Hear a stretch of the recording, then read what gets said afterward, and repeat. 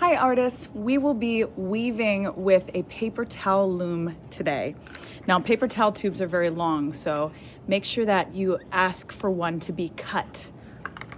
We want it about the length of a toilet paper tube, but this one's much more sanitary. You can use dowel rods or pencils, or I use some dried out markers here. You can also use popsicle sticks, but I found that a rounder shape is a little easier for me. I'm going to use dowel rods, and I want them sticking up about an equal amount so it's not difficult for me. I'm going to tape one dowel rod on first. When I tape something round on, it's a little tricky, so I put one piece of tape down and then make sure it's tight up against it, and I create a crease so that it's on there as tight as possible. It should be sticking up about as high as half of my pointer finger, so about 2 inches. My next dowel rod will be taped directly across. So you can see it lines up right there. If you want to close one eye and look at it just to make sure it's the same height and that it's exactly across, that would be helpful for you.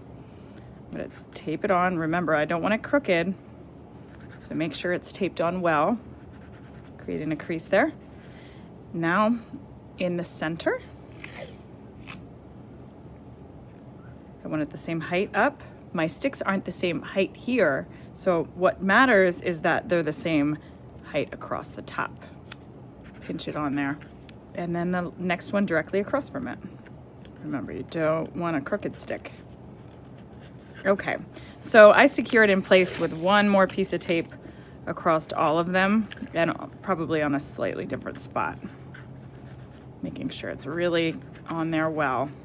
If you use popsicle sticks, it does make it easier to tape, but I find it's easier to take the string off if the shapes are round. I colored each dowel rod a different color, blue, orange, red, and green, so that I don't get confused and I know to pass from one color to the next. I'm using a spool of yarn, not cutting it, and if I can, I'm pulling from the center string. With my sticks pointing up, my yarn goes through the tube, and I'm going to hold a little bit there tight for the first few rows. Now I'm inside the tube, so you always go inside, wrap around the outside of the stick, back inside to your neighbor. Wrap around the green, go inside to the blue. Wrap around the blue, go inside to the orange. Give the orange a hug, go to my neighbor red. Now I've went around once the whole way. You can see it creates a diamond in the inside, and I'm holding the tail to keep it kind of taut.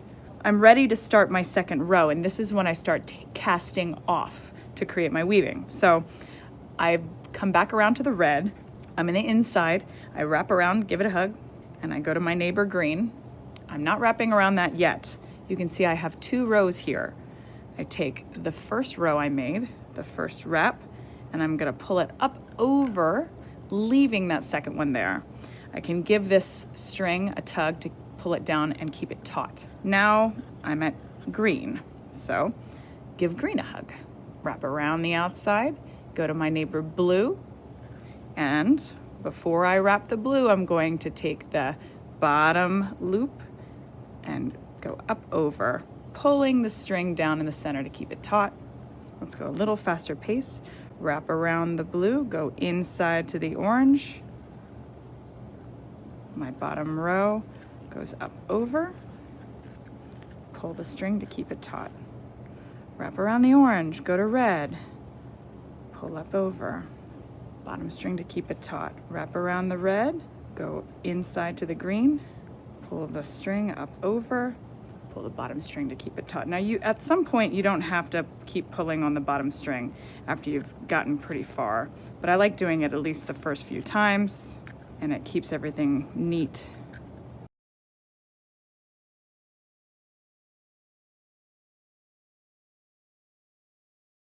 And the wrapping gets easy once you've done it a few times.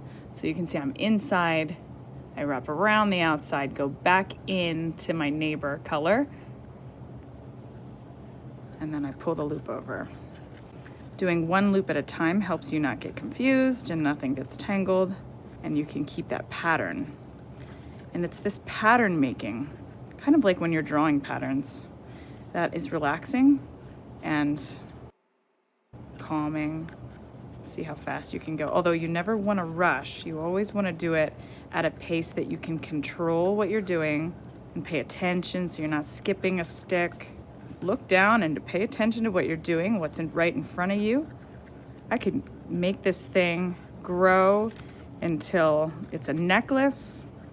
I could make a long piece with it, almost like a fancy scarf. I can keep it short to make a cozy bracelet, which is what I'm going to be doing here.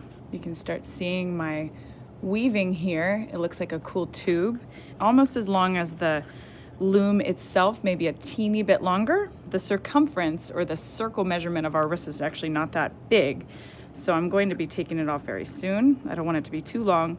I'm going to cut about it as long as my forearm is, leaving a pretty long tail so that I have enough and I'm ready to cast off. To cast off, I'm taking the tail of my string, so I'm taking the very end, and I'm going to the outside of my loop. So outside my orange stick here, I'm going to tuck the string through the loop, kind of like I'm gonna tie a knot.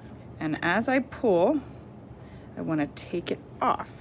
Now I want to do one at a time so that I don't get confused. Going to the outside of my next loop, push that tail through.